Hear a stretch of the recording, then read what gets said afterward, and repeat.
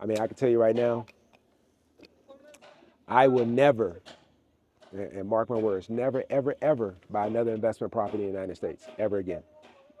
And I've been investing in the United States real estate since 2000, and I think my first property I bought in the United States was 2001. Oh baby, look at you. When you walk in, everybody got their eyes on you. On you, on you, on you. Family, here we are in the beautiful Kigali golf course. And folks, I'm hanging out with my American brother from another mother, Mr. Assar. Mr. Assar, you're here. And I know you're having pleasure, but also for business. How is business for you in Rwanda? Business is doing well. My real estate investments is what I'm here doing, real estate development here in Rwanda. I'm enjoying it, seeing the fruits and benefits of working on my second project now.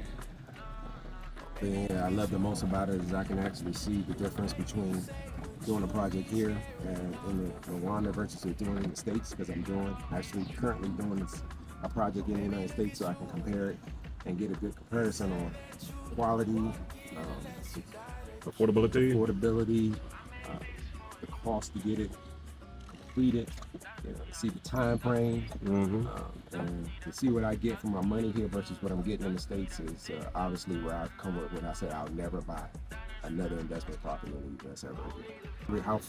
How much more you get for your money, it's obvious why I would not want to do that. You go leaving them broken hearted. Eat them up like you've been starving. What? You can't get enough. No. Baby, look at you. And this is the view to die for. You're seeing everything. Yeah, so we got a nice view up here in Ribeiro. They call it Mount Ribeiro, Rwanda. I call it my $1 million view, because something here to have this kind of a view in the States, you're definitely spending several $1 million to get this type of view in the States. And I'm paying nowhere near that amount of money here in Rwanda. So you got the nice, beautiful, right over there, you got the airport you can see out in the horizon. That's probably about, I would say, at least maybe 15 kilometers away, 15, 20 kilometers away to Bujaseris, where they're building a new airport, maybe even further than that.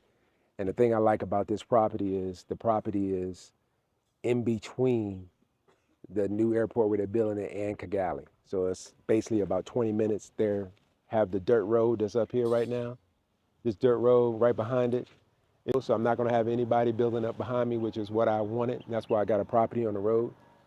They're gonna tarmac the road. And we call it in the States sometimes asphalting the road. They're gonna do that up there. I wanted to make sure I got a property we like that close to the road, because the further you go down the hill, it's gonna take longer for development and roads and things to take place. So that was my goal when I looked at this property. The way you say what you mean. Purchased this property, or at least the land, probably about 2.5 years ago now. Finally got to building it. Started last October 2023. Things are going well, on time, on schedule, on budget. That's the one thing I like. One of the things I wanted to talk to folks when it comes to investment phase, what I did first in my project is we have a video. I know did a video before. Yeah, I went to the renovation phase first. I renovated before I went to building.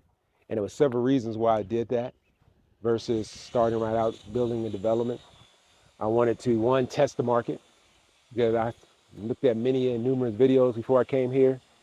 A lot of folks that come here bought land. Not that they necessarily failed, but they didn't, run into issues with contractors and things of that nature, and more so because just doing business differently. I actually do real estate development in the United States, as well as I do here in the States. Here in Rwanda. And it's the same technique, you want to renovate, you want to build something from the ground. You got to learn the market, learn the area, learn how they do business. And so that's kind of what I did when I renovated the first house I did. I renovated it, but now I'm here. I bought land and I'm developing. Things are going well. I have that property. Anybody ever interested in coming there? Airbnb, 3-bedroom house in Gacharillo, 5 minutes from the golf course. Definitely you can come Airbnb, VRBO, whichever rental that you want to do. You can come there and check that property out. Totally renovated, gutted it down, renovated out. Getting off the fools. And now this is my new project that we're building.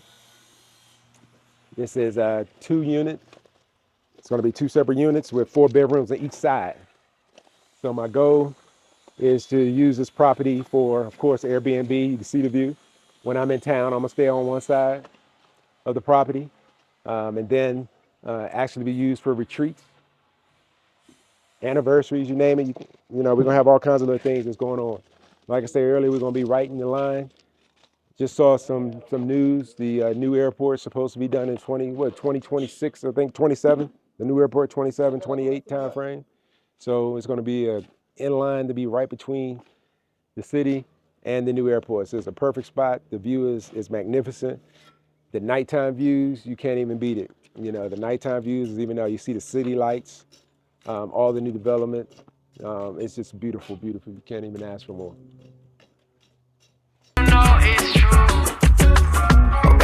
Now, my question to you, Asar. Mm-hmm. There are many diasporans in the West.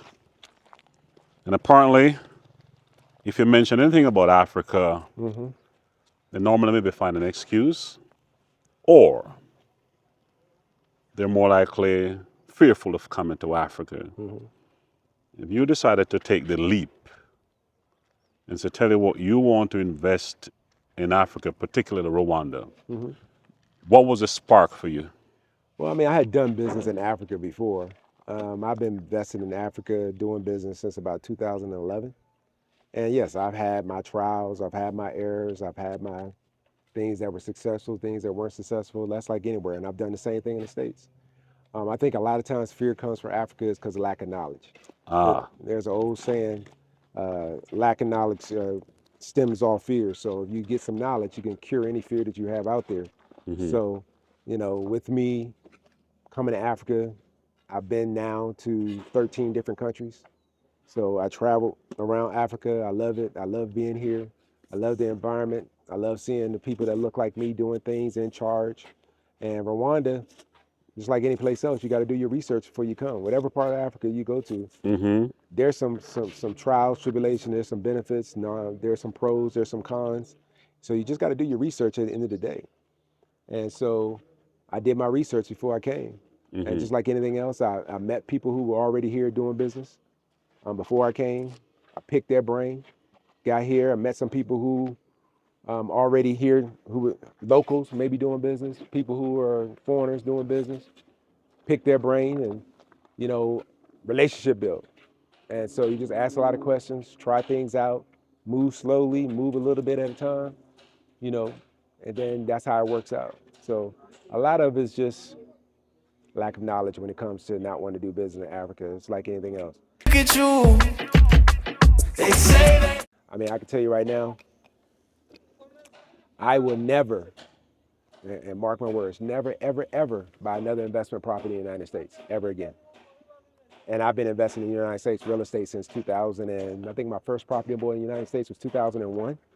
So over 20 plus years, I've been buying properties, and I'm actually right now renovating a property out in the United States. I got a 6 unit apartment. It's a commercial residential, 1 unit office in the front, downtown in Hampton, Virginia. And I got 5 residential units in the back, right? I literally bought that property a month before I bought the property I have in Gotcha Rio that I'm already renting out Airbnb. Had I waited till after I got back on that trip when I bought that property, I would have never bought the property in the United States. Never.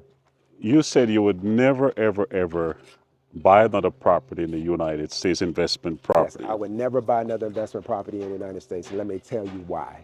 All right. Let's look at this property right here. And I'll send you video. I'll send you some pictures and just so you show for videos, and I'll give you an essence of what I'm talking about. 2 examples. First, let me give you the first example. Let's talk about maintenance. All right. Renovation. So the house that I renovated already, a house that I already have that's an Airbnb at home, my single family home. So these are 2 single family homes I got, one in US, one here. All right. This is how fate works. Literally the same day, I had the same plumbing issue. the same exact plumbing issue in the United States, the same exact plumbing issue here in Rwanda. On the same day, it was a Saturday, right? I was like, what the heck? I was actually in the Philippines. I just got back from Philippines this last week. So both of them, like, so I got both my managers, house folks giving me calls telling me this went out, this went out. So I said, okay, let's get a plumber. So I called to get a plumber in the United States. It's Saturday. Saturday about 2 o'clock in the afternoon on a Saturday. Can't get anybody. All right. They're not coming that day. It's already later today. I said, can you get you to come out on Sunday? Possibly. But that's a $150 Sunday fee. Just for emergency. They call it an emergency coming in on a Sunday. Well, they didn't come out until Monday. All right.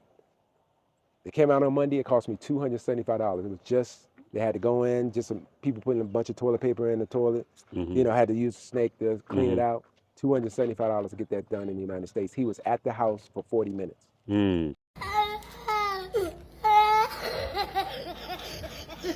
Because he texted me when he got there, he texted me when he left, and showed me a video. He was there 40 minutes, $275. Here in Rwanda, called the guy, 2 o'clock in the afternoon. He was at the house Sunday morning at 9 a.m. He was there for about 40 minutes. Cost 20,000 Rwandan francs. What? Fix the same issue. Cost you about $15. $15, $16 in Rwanda to fix the exact same issue. Same issue. So here, $275 in the United States. And at least the guy here in Rwanda even cleaned his own mess up. The guy in the United States didn't even clean his mess up. He said, I don't clean the mess up. So he actually clogged out the drain and put some stuff into the city street. I had to have my house people come clean it. I was totally just peed off with that. well, this is what a lot of us in the West don't realize, that the cost of living here is lower. All day. The quality of life is better. Yes. You don't walk in unless you got it. And what would you say about the return on investments here? Return on investments there. Okay, I can just give you an example. Again, Airbnb, about the same amount of money we talking about rate of return and investment amount. But my Airbnb last year here in Rwanda made somewhere between 14 to 15,000 USD. Just look at it from that perspective. And I didn't even rent it out for 3 months because I was actually in the property. I was here 3 months out of the year last year. So when I'm in that property here in the States, I don't, rent that house out. This property here, because I've been here working on this, the one that we're doing right now.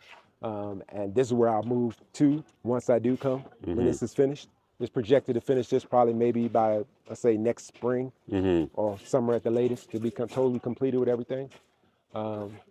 That's my realistic goal. They're saying faster, but I'm gonna take it. We still, just like anywhere else, any contractor. Yeah. If it finished on time, you lucky. I don't care, not here in Rwanda, this in the United States. Trust me, they moving slow in the United States. Another example where I talk about example is you look at the property here, my property that we got right here. This is phase 4 where we're at right now. And I'll show you another example. I said the cost of living and the cost to do labor and the cost of do things. My property in the United States, I had some work done, some just like this, some brick work that needed to fix a leak that's in one of my units. So that work is nowhere near in comparison to the massive amount of work that's being done right here.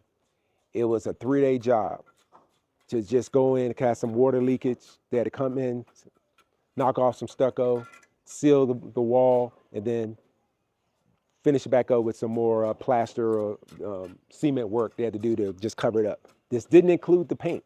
They didn't paint it. 3 days, $8,800.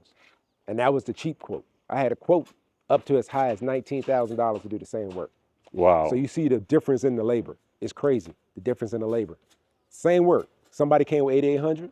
Another person do the same work was $19,000. And let me make this clear. That was just labor.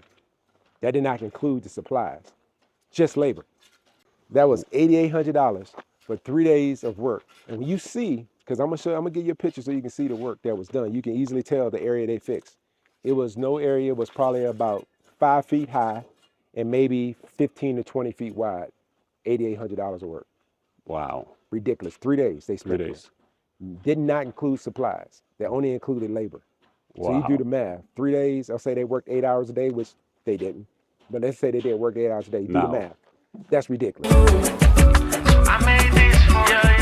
Can you explain the size of the unit of this property again? All right, so this is going to be 3 levels. It's going to be 2 levels. So this is the first level, second level, another level, and then we're going to have a rooftop. So it's really 4 levels. Because on the rooftop, we're going to have a hot tub.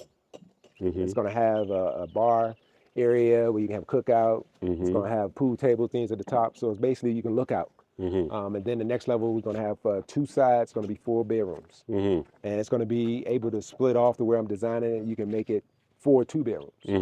And so you can knock off one side, make it 2 bedroom, 3 bedroom, 4 bedroom. That's how it's been designed.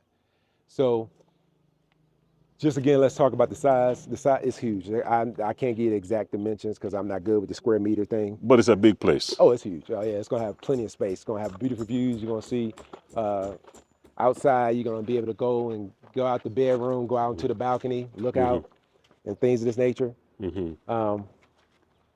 But let's get back to the example I was telling you about repair. So we just started the 3rd phase, and I want to talk about, you talking about work, ethic, work hard, do what they need to do. They just started this phase last Monday.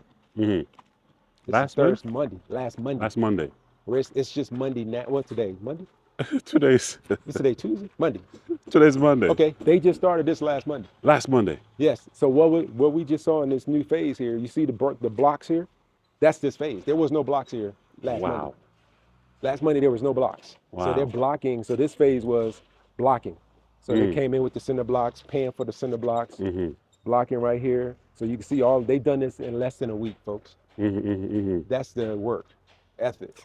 They have people here working, doing what they need to do. They're working every day, Monday through Monday. I'm not sure if you want to say it, but for the land size, how much did it cost you, say, for the land to build this kind of project? Oh, I mean, this land up here in this Ribeiro area, I was fortunate I came in early because I did my research. Yes. Because actually on the other side over there is developing much faster than this. So I said, okay, over there, land, the same size plot. I got 2 plots because I'm doing multi-units, 350 square foot meter lots, 320 to 350 square foot meter lots. So I got 2 of them here. On the other side over there, yeah, if you look where you got your camera, it's being developed. That's where they got the new movie theater and everything on the other side. When I first came here about 2.5 years ago looking for land before I started building my project, so I renovated the other project. I knew I wanted to build, so I was just looking for land. Land over there, 300 square meter lot was $35,000. $35,000. Yes. Right now it's about $80,000. So in 3 years, from Over there, 35,000 to 80,000. Yes, over there, yes. So basically it's at 100 and maybe around, say, 10%. Yes. This increase. land right here, by the road, this was $25,000 a lot. This one right here that you build on. Yes, and it's not 25,000 USD. It's 25 million. 25 million, which is about maybe 21,000 US dollars. US dollar right now. Family. Per lot. All right, this is how much it was per lot here. Right now, if you was coming to get any of these lots on the road, you're going to spend anywhere between 65 to 75 million. Absolutely. Per lot. You see, this is what we're trying to tell you folks in the West, especially our folks. Yes. That comfort is the enemy to success. Yes. And while we're fearful, and while when we go to Google and then we key in Rwanda and we see the genocide, we panic and become fearful, we're not realizing that this country is developing at a rapid pace. And folks, there's money here to be made. If you're also fearful of actually maybe putting shovel in the ground, Asar, from your experience and your level of risk taking, what would you want others to think about, or maybe collaborate with you, or maybe get your advice on what to do, or maybe they can invest with you? What would you want others to do in this case? Well, I mean, it's first of all, figure out what you want to do. Yeah. Everybody don't want to do real estate. I do know that. Some people want to start a business. True. You know, first of all, if that's your route you want to go, you want to start a business, because that's usually the cheapest route. Yeah. Starting a business is cheaper because you can rent the place. You know, you get your market. Do a business plan. Absolutely. Do a business plan, not the one in your head. I'm talking about actually getting the numbers, the feasibility studies, the research. The numbers, get the research. That's going to be far much better. Because to be honest, I've had multiple people come to me and ask me to invest in business, and I won't even look at their business until they come with a business plan. I had several people give me business plans. I look at the business plans, and I'm gonna tell you just for a prime example, I had somebody that wanted me to invest in a supermarket. All right. Supermarket. Supermarket. Like you see a lot of the side Yeah. stores around here. Some already, I said, okay, come up with a business plan. I was kind of predetermined. I didn't think it would be working because I see so many supermarkets. I said, what's separating your supermarket from anybody else's supermarket, right? So they came with the business plan. No lie. So I asked them, what is your profit margin? You know, you got your wholesale, because they're going to be a retail, Absolutely. not a wholesale. They're going to be a retail, maybe selling little things to wholesale. When I looked at the numbers, they came back, their profit margin was like 4%. It's a waste of From time. what they bought it, It's a waste of time. yes, and they didn't have certain numbers in, okay, what spoilage? It's a supermarket, so you have spoilage, you're gonna do this, you're gonna have theft, and things of that nature. I was like, really? I looked at, but I actually talked to them. I said, this isn't a good plan because I've done the studies, I got the education, you know, all that stuff going Yeah. along with it, and that's what I see a lot of folks fail to do, really market research. They think their idea from their U.S. states or wherever they come It's from, a completely Canada, different. it might work here. See, matter of fact, I see a lot of people who come here. I watch a lot of expats. You've seen them, met a few. Some business you've seen come and fail. Start restaurants. I've seen at least 3 expat folks come here, start restaurants. Yeah. And all fail. Quickest business to fail. Yes. I'm going to tell you, that's the hardest business to make it successful in the United States, anywhere in the world. Well, the thing is that, and which is very interesting, family, is that Asar, I've done investment here, I've done investment here, and we've done the numbers. Now, one of the things I've realized is that since we're going to say maybe move to a different environment like here, you have to basically do your homework prior to coming. Yes. And I see many expats, they curse, they get mad, they say Rwanda is bad, they say Africa is bad. And what I've realized from my observation is that they don't have a passive income and they didn't do the homework. Meaning that if you're going to come here, which he's doing and I am doing, but what we're doing the homework to know that when you make that move from a financial point of view, you're solid. What would you say to the expats or the diasporans in the West? What should they do in advance? Or what preparation should they make before they come in this country? Well, I hope you don't come in this country first time and then come to invest. Hopefully you come to visit first. Yeah. And stay for at least 2-3 weeks or a month and do your research. That's what I did the first time I came. First time I came here, I stayed for a month. Came here, I actually got an Airbnb in 2 separate areas of town on purpose. To feel the place out. To fill the place out. I said, I want to stay in this. I literally looked at the map, had never been here before. I saw the airport, travel around the world a lot. There's typically a lot of stuff around the airport. Yeah. All right, so I stay south of the airport, and then I stay north of the airport. All right, and then I love to golf. So I found a golf course. I'm gonna stay somewhere near the golf course. Absolutely. Part of my town. So the first 2 weeks I was here, I stayed south of the airport. You know, got to learn the city, walked around, saw what was around there. Then the last 2 weeks I was here, I stayed up north of the airport near the golf course, which I fell in love with the area up there. Didn't know anything about it. Just looked at a map, did some research. Literally just scanned and said, okay, this is probably looking at the city. Went in Google Maps, okay, I see this mall here, I see this here. Just said this is a good area to probably look for Airbnb. When I came here, did the research, I'm a gregarious guy. It's not hard for me to meet people. Absolutely. Right, Yeah, so, we met like that, eh? Yeah, that's how I met Richard. Yeah. I met him, I saw him at, it was at the nail salon, right? Yeah, Kigali I was getting a pedicure, $7, $7,000. $7 pedicure. It ain't $7, it's $7,000 Rwanda francs. Okay, so but it's $6 about pedicure. $6 pedicure, 1 hour. Yeah. 1 hour pedicure. I mean, good pedicure, the scrub, massage, everything. So I met you, I said, hey, you know, I reached And out, that was it. and that was it. And we've been in touch ever since then. I said, hey, what's up, man? Where you from? We just talk just like that. Yeah. Especially you see someone else, another foreigner. Absolutely. But I mean, you gotta, and you can't just meet other foreigners here either. You gotta meet locals. Absolutely. You can't just do it with the foreigners. You gotta meet some local folks. There's the local folks that are smart, that knows the way how business is done, and that's what I did. First They thing I know got the here, terrain. Had a translator, good people who know folks, other people doing business in the same area. Met some folks doing real estate that are actual locals that show me around. Yeah. And that's how you gotta do. You gotta meet people, research. Don't be scared to talk to folks. You go sit in your room, don't want to communicate with people, don't want to learn the local language. Even learning a local language. You know, I'm taking Kinyarwanda classes. Been taking Kinyarwanda classes for the past 6 months. I'm getting pretty good with it. You know, it does fade as I go back to the States. Absolutely. But then I'll pick it back up when I come. Mm-hmm. Do you know that's gotten me in so many places because I know the language a little bit? I believe you. I can go about 3 to 4 sentences deep in Yeah. a conversation with people. Then after that, when they start, then I venture off because that's where my level of education has kind of dissipated. But that to see their eyes when you talk to them in the the local local language. language, and they see they That you and I've care. heard this from most of the people, yes, that I'm not coming to think I'm better. Yeah. I'm coming to immerse myself to become one One with of them. And so I get so much more help by doing those things. Go back. What's the most important thing would you say Patience. expat needs? Patience. Patience. Patience. What about passive income? Well, passive income. It's not necessarily passive because everybody don't have the option. I'm retired military. Yeah. So I have a pension. All right. And, you know, other things, like other passive incomes that I have from the United States. So everybody doesn't have that option. Yeah. Everybody's not working in those fields. If you have it, definitely, it makes things so much easier because cost of living here is so inexpensive. Oh, man. I was just talking about this today with one of my friends, local friends here who does Airbnb. He's in Rwanda, and he was talking about cleaning fee. He asked me, he said, do you, when you do Airbnb, he asked me, well, do they clean every day between your Airbnb stays? I said, no, we get cleaning when they come and they clean them when they leave. No, every day. Yeah. And he said, how much does that cost? I said, on average, $125 to $150 for the cleaning fee. And that's just to clean when you come, before you come, and you don't get no cleaning until you leave.